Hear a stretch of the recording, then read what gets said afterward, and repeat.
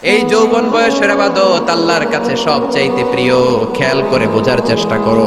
যুবক বয়সে যদি গভর্নমেন্ট সার্ভিস করো, বার্ধক্যে উপনীত হলে পেনশন আছে না নাই?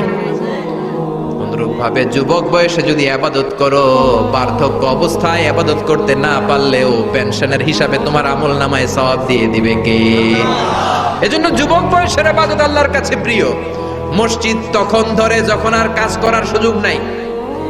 মসজিদে তখন যায় যখন কেউ চাকরিতে নেয় না। মসজিদে তখন যায় যখন ঘরের কেউ তার সাথে কথা বলতে চায় না, মানে বয়স হয়ে গেছে 70। তখন দাড়ি রাখে যখন শেভ করতে গেলে হয় গাল কাটবে নয় ব্লেড ভাঙবে, ঠিক না? এজন্য যুবক বয়সে মসজিদে যাও। এখন তোমাদের রক্ত গরম, যা চাও তোমরা তাই করতে পারো। যেই মুরব্বী বাবাদের দাড়িগুলো পাকা হয়ে গিয়েছে, তারাও তোমাদের মতো ওই বয়সটা পার করে এসেছে, ঠিক কি না?